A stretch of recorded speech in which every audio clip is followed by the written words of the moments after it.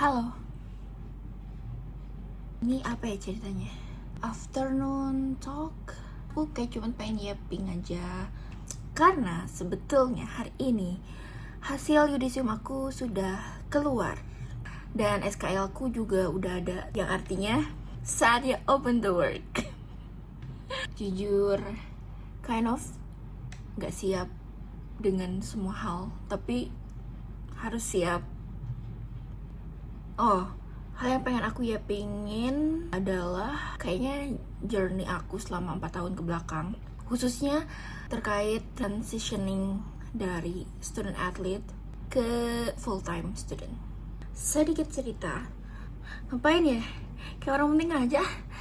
Artinya aku pernah jadi atlet selama hampir 10 tahun deh, karena aku mulai renang itu dari TKB. Belajarnya itu pertama kali TKB sampai akhirnya aku memutuskan untuk pensiun di tahun 2021. Oke, menurut aku keputusan aku pensiun adalah keputusan yang tepat, sekaligus jadi keputusan yang paling berat, yang paling besar dalam hidup aku. Karena ya gimana gak ya, selama hampir 10 tahun itu ya fokusku hanya buat berenang. Walaupun sekolah itu tetap penting, tapi kan berenang itu tetap menjadi prioritas nomor pertama gitu. Aku tetap sekolah, aku tetap mengusahakan sekolah, tapi when it comes to renang itu pressure-nya lebih besar. Orang tua aku lebih kasih pressure yang lebih besar ke karir aku sebagai atlet renang dibandingkan aku as a student. Tapi mereka tetap menekankan kalau misalnya sekolah tetap penting, kalau misalnya kamu bisa perform dengan baik ya bagus. Tapi kalau misalnya tidak juga tidak apa-apa. Pertama, transisi dari seorang atlet ke full time student itu ternyata sangat berat.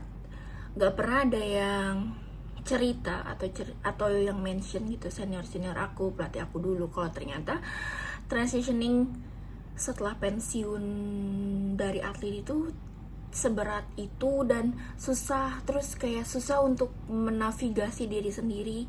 Karena menurut aku jadi atlet itu udah pasti gitu pathnya. Kadang juga kan karena ada lomba-lomba tertentu yang emang dia ada di bulan-bulan yang sama terus setiap tahun. Jadi kita pasti tahu, oh akhir tahun itu pasti ada Indonesia Open dan segala macamnya. Sedangkan di kehidupan yang biasa-biasa saja ini kayak there are a lot of doors yang bisa kita coba untuk ketuk dan coba untuk masuk. Jadi ada banyak option, ada banyak pengalaman yang bisa kita coba. Ini nggak pasti gitu loh. Dan juga ternyata melepaskan title sebagai seorang atlet itu wah susah. Karena aku merasa aku sangat krisis identitas ya di awal-awal aku pensiun itu. Kenapa ya kalimatnya kayak agak serius gitu, pensiun. Di awal-awal aku berhenti itu aku nggak tahu aku mau apa, terus aku juga nggak tahu aku siapa, aku mau melakukan apa di dunia ini, kenapa aku harus tetap hidup di dunia ini. Kayak semuanya tuh blank, aku nggak tahu, kayak beneran kayak semuanya gelap, semuanya blank. Tahu aku maunya apa selain berenang. Terus juga aku ngerasa self confidence aku tuh kecil banget. Tapi balik lagi, karena keputusan pensiun itu adalah 100% atas kehendak aku sendiri. Jadi aku harus bertanggung jawab. Karena sebenarnya dari orang tuaku yang mereka ajarkan adalah once you start anything harus diselesaikan dengan baik. Dan sebenarnya begitupun dengan renang dulu, harus diselesaikan dengan baik, or at least sampai beres SMA. Dan ya udah, aku mencoba jalan pelan-pelan, mencoba untuk menavigasi kehidupan aku lagi, dan lebih banyak asking why you choose this, why you choose that. Terus juga lebih banyak berkomunikasi sama diri aku, mungkin juga menyelesaikan trauma aku di masa lalu waktu renang. Dan semuanya aku jalani secara perlahan. Mungkin tidak mudah, tapi aku menjalaninya dengan pelan-pelan, gak terburu-buru. Aku juga tidak judging diri aku sendiri, tidak cepat-cepat mengambil kesimpulan once misalnya kayak aku failed apa gitu di path sekarang. Terus yang pasti, karena aku harus menavigasi ulang hidupku, aku mencoba komunitas baru, kayak misalnya organisasi yang asalnya aku nggak ada ikutan OSIS, terus ekskul pun tuh jatuhnya tuh kayak formalitas aja. Dan di kuliah ini aku start untuk ikut organisasi. Terus juga di tahun 2022 itu aku nyobain jadi volunteer di ASEAN Para Games. Aku ikutan HIMA, aku ikutan BEM, terus aku ikutan kepanitiaan. Terus aku juga coba engage di external organization. Di situ ketemu orang banyak, mereka latar belakangnya berbeda-beda. Terus mereka juga keren-keren, yang sebenarnya menurut aku di Student Catalyst ini aku belajar kalau misalnya semua orang itu unik. Kita semua tuh punya strength kita masing-masing, dan semua orang itu struggling in their own path. Jadi jangan pernah ngerasa untuk sendirian, karena everyone juga gitu susah-susah payah, semua orang juga sama beratnya. Jadi jangan pernah ngerasa sendiri. Terus aku juga nyobain lomba. I met Anjar dan Kemal, dan akhirnya kita lomba bersama-sama yang sangat seru itu. Terus aku juga experiencing intern selama setahun, orang-orang baru secara profesional, which they are really cool. Sebenarnya selama 4 tahun ini achievement terbesar aku bukan soal getting A, B, C, D, E, F, G. Itu penting juga, karena menurut aku ya kayak IPK, terus apalah itu semua, itu salah satu bentuk tanggung jawab aku kepada orang tua gitu loh, as in sesuatu hal yang bisa dilihat tangible. Tapi satu hal yang lebih daripada itu, yang intangible adalah, pertama, aku akhirnya bisa menemukan diri aku lagi, dari yang asalnya struggling untuk mendefinisikan diri aku sebenarnya apa. Walaupun sebenarnya semua orang masih berusaha untuk mendefinisikan dirinya masing-masing, termasuk aku. Tapi at least aku bisa gain confidence lagi.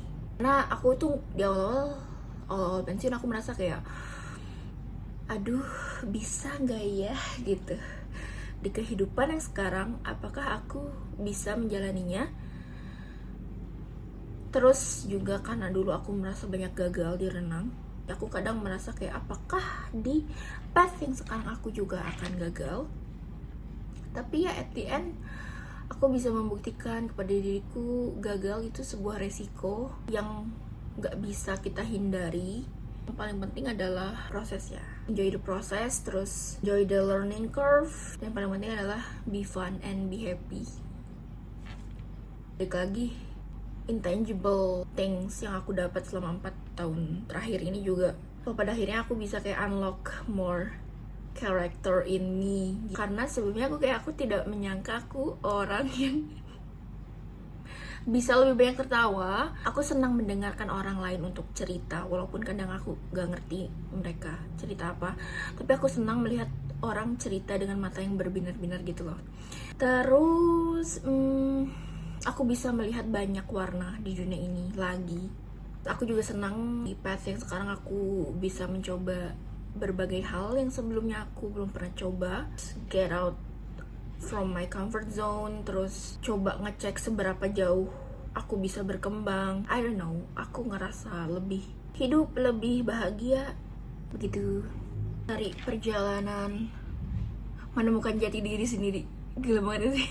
Intinya kayak dari perjalanan selama 4 tahun ini aku mencoba menavigasi ulang kehidupanku. Aku lebih belajar untuk meregulasi emosi aku dengan lebih baik. Kayak misalnya aku sedih, itu aku terima dulu kenapa aku sedih, faktornya apa, apakah ada suatu root cause yang menyebabkan aku bisa sesedih itu gitu misalnya. Atau sebenarnya aku sedih karena ada akumulasi kejadian. Terus juga aku lebih belajar untuk menikmati hidup ini sedikit. Kehidupan kita tuh bakalan selalu ada bitternya gitu, tapi gimana caranya kita bisa merasakan sweetness di antara bitter-bitter itu. Apa sih? Makan permen loh. Tuh melihat kehidupan tuh sekarang kayak game. Kalau ada challenge, ya udah. Kalau misalnya aku accomplish challenge itu, it means that aku naik level. Tapi ya kalau enggak, I can always start again buat mencoba lagi gitu. Itu menurut aku mindset yang cukup berguna dan apa ya, sedikit menjauhi aku dari rasa kekecewaan yang mendalam itu dan menyalahkan diri sendiri. Lebih baik kayak looking back, sebenarnya aku kurangnya apa, terus nggak semua hal itu bisa jadi salah aku, ada banyak variabel juga. Dan as simple as emang sesuatu hal itu bukan ditujukan untuk aku gitu. Kurang bener ya. Dan sebenarnya renang adalah sesuatu hal yang akan sangat berharga terus gitu di hidup aku. Ya gimana enggak ya, dari kecil diajarin kalau menang kalah itu biasa. Dari kecil diajarin kalau misalnya kalah itu ya udah, jangan sedih lama-lama, besok juga latihan lagi gitu. Hari ini kita tidur dulu, besok bangun kita bangkit lagi, besok juga latihan lagi gitu. Dan menurut aku mindset ini tuh kebawa sampai sekarang sih. Ya emang di hidup tuh kita nggak harus selalu memenangkan pertempuran gitu loh. Akan ada hari-hari dimana memang kita harus step backwards untuk melihat a bigger picture tentang sesuatu hal. Dan dari situ kita bisa belajar sebenarnya what's going on here, dan sebenarnya kita harus gimana. Itu belajar untuk tidak gampang kecewa,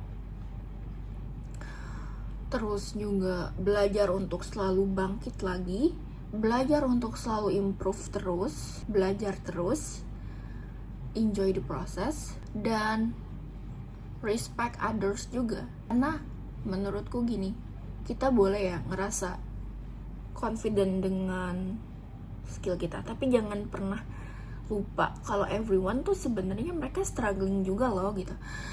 Jadi there's no way kita harus selalu merasa yang terbaik, kita harus selalu merasa jadi pemenangnya terus-terusan gitu, because everyone struggling with their own path, with their own problems. Jadi try to respect others too gitu. Satu hal yang sangat aku ingat sampai sekarang itu ada dari dua pelatih aku. Yang pertama, ini sebenarnya lirik lagunya Coldplay, tapi karena yang bilang itu pelatih aku, jadi kayak rasanya tuh nempel banget. Kayak dia pernah bilang kayak, Maura, kayak lagunya Coldplay ya, yang Fix You gitu ya. If you never try, you'll never know. Dan itu hal yang aku selalu mendorong diri aku untuk mencoba sesuatu hal gitu. Jangan mengambil kesimpulan tapi aku tuh gak pernah coba. Kayak at least lo cobain dulu, baru lo bisa ambil kesimpulan kalau lo tuh sebenarnya capable gak sih, atau kayak ada space yang bisa kamu isi gak sih dari pembelajaran itu gitu. Terus yang kedua, dari pelatih aku juga, ini beda pelatih ya. Dia tuh bilang kayak, kalian itu harus fokus ke attitude. Karena sebagus apapun kalian di atas angin misalnya, ya kalau attitude kalian jelek, tinggal nunggu waktu aja sampai kalian jatuh. Wah, ini bakalan aku ingat sampai kapanpun. Kayak mencoba untuk jadi orang baik, kita tuh gak akan bisa jadi orang yang sempurna, tapi at least cobalah jadi orang baik yang gak bikin orang lain menderita sih. Kalau di kehidupan aku yang sekarang ya, terus juga harus selalu lihat orang tuh as a human gitu. They are human, they are mencoba untuk lebih humanis kepada orang lain, because everyone are struggling. Karena kita semua juga manusia, dan kita semua pun ada di percobaan pertama di kehidupan ini gitu. Sekian yapping hari ini. Maybe I will talk about another thing the next day. Gak tahu sih, tapi intinya apapun kesulitan kita sekarang, semoga kita punya capability untuk menyelesaikan itu semua. Dan semoga kita bisa bahagia. Dadah.